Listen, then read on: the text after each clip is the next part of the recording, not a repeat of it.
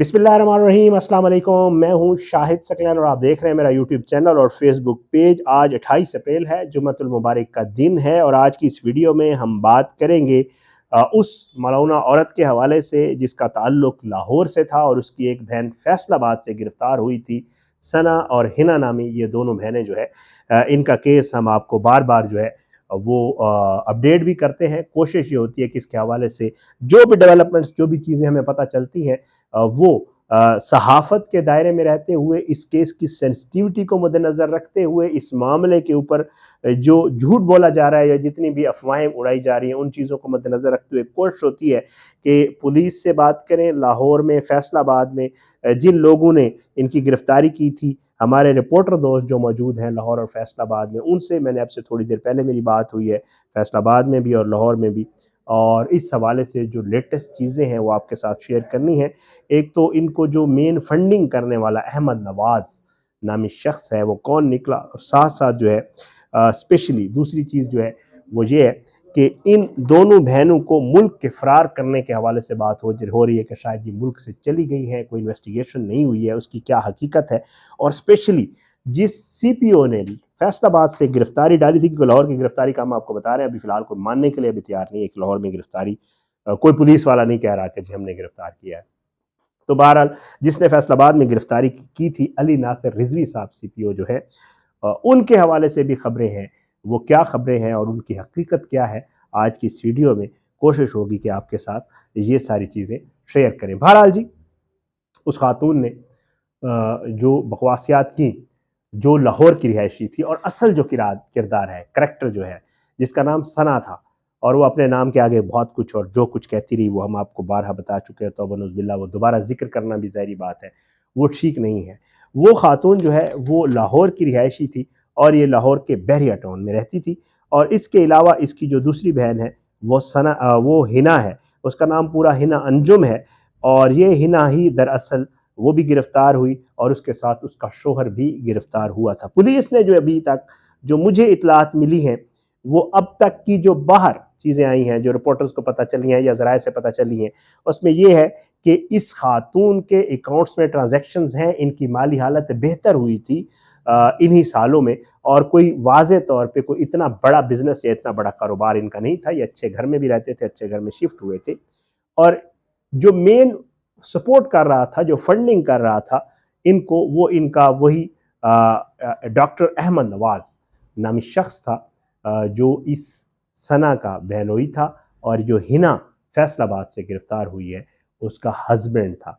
ये बाकायदा तौर पे इसको सपोर्ट भी करता था। ये दोनों मियाँ बीवी उस सना लाहौर वाली को जो है माली इमदाद भी देते थे, और वो जितनी भी बातें करती थी ये उसको पुलिस के सामने भी कह रहे हैं कि जी बिल्कुल हम तस्लीम करते थे, जो कुछ वो कह रही है तौबा नौज़ बिल्लाह वो सही है, वो दुरुस्त है, और हम इस चीज़ पे इसके गवाह भी हैं और उसके मतलब उसको फुल सपोर्ट भी हमारी तरफ से हासिल है।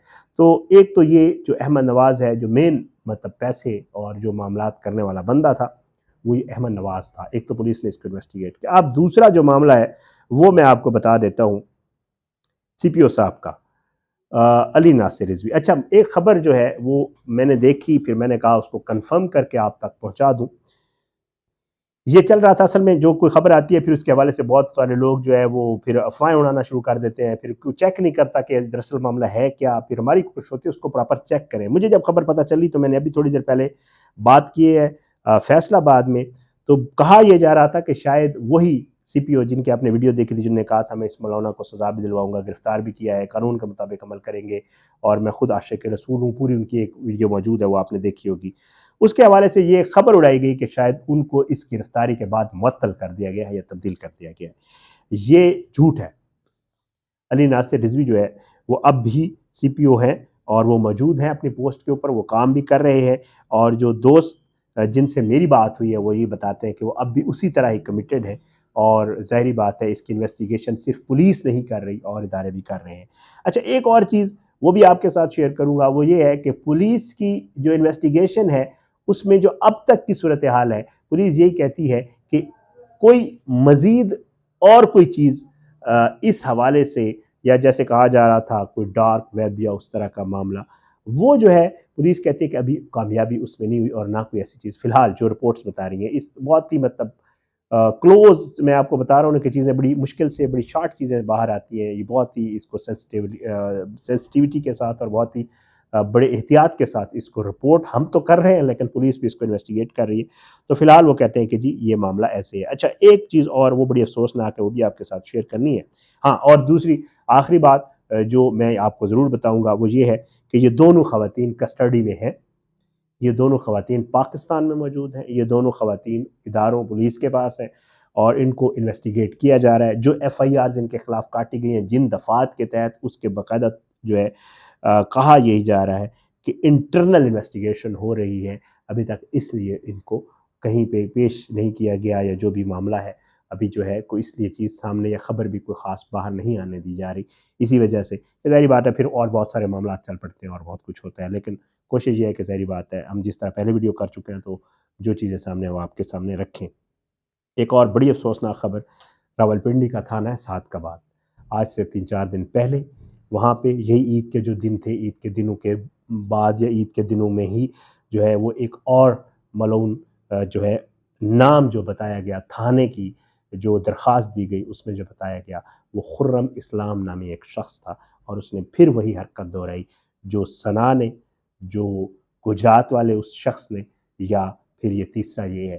یہ باقاعدہ طور پہ اس نے بھی یہی کیا ہے کہ جی میں توبہ نوز باللہ، جو بھی دعویٰ کرتے ہیں ایک ملعون جو دعویٰ کرتے ہیں وہ اس نے دعویٰ کیا اور اس کے خلاف بھی درخواست دے کے اس کو بھی گرفتار کر لیا گیا. تو اب یہ سعد آباد تھانہ راولپنڈی میں بھی یہ کیس 2-3 دن پہلے ایک سامنے آیا ہے.